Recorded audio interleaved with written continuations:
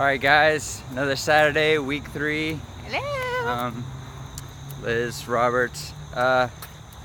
So I wanted to touch on a little bit on caregiving, and I saw a couple of kind of astounding facts to me as to about all that, and For patients with Alzheimer's, of yeah, course.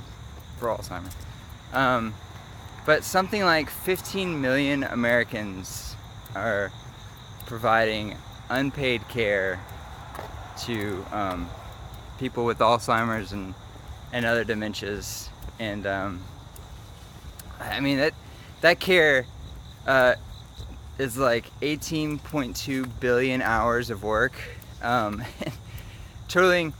I mean, and it's unpaid. So this care would, if it were paid, it was something like $230 million, or $1 billion. Yeah. $1 billion if it was paid. That is insane. That is completely crazy. And I'm sure you've noticed that it's a lot of work. It is. It is. I mean, it's 24/7. It's not like, oh, you can go out for 5 hours and There's no clocking in, clocking out. yeah, have a little break and whatever. No, this is a full-time job, more than a full-time job. That's crazy. And then because of that, like she was saying, it goes on to say, the stat goes on to say that like 35% of these caregivers report that their health declines from caring for people with Alzheimer's and other dementias. I mean, Yeah, and I mean, you have to remember that, like, there are all types of different caregivers. I mean, it could be a family member, it could be a family member that's already in bad health, that already has a disability, and that's why they're not working right now. And so they probably shouldn't be caregiving, but they are kind of by default. Or the patient doesn't have any family really left, due to, they've either lost family members, they have bad relationships, and it's just the way it is. And the neighbor ends up caregiving for them, So wow. it's just crazy. So from a social worker's perspective, having a lot of hands-on work with these caregivers, what would you say, like, I don't know, best pieces of advice or things you come across most often, or what would you say to these caregivers? Like, I would say that the caregivers, I notice, get very frustrated with communication with the patients with Alzheimer's, and rightfully so, because they're not the same person anymore. I mean, they are cognitively declining. I mean, again, Robert talked about the brain being shriveled up. I mean, it's significantly different.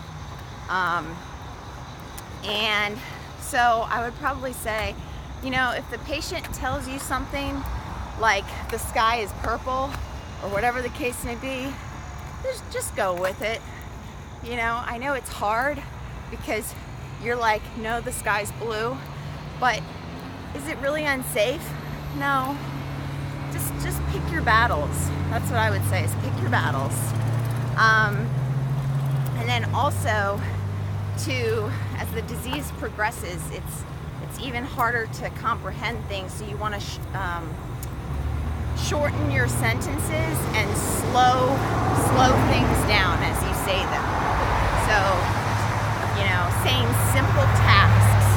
So I'm gonna put on your shoes, versus, well, we're gonna put on your shoes, then I'm gonna fix you breakfast with some eggs, and then I'm gonna get the laundry for us, okay? And then expect them to remember that? I don't think so. So just kind of, educating them about that, because they're so used to it, because they've done it for years, that it's a huge change. It's a huge change. So. Good points.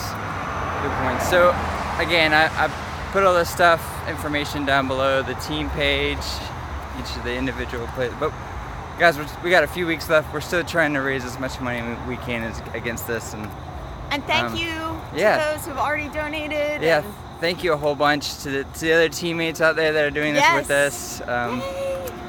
Not only is it fun, but it's also a worthy battle to fight. And if you are caregiving for somebody with dementia or Alzheimer's, our hearts really go out to you. I understand it's a lot of work, and so just any kind of encouragement we can give you there. But Liz and I signing off another week. Y'all guys have a good Saturday. All right, bye.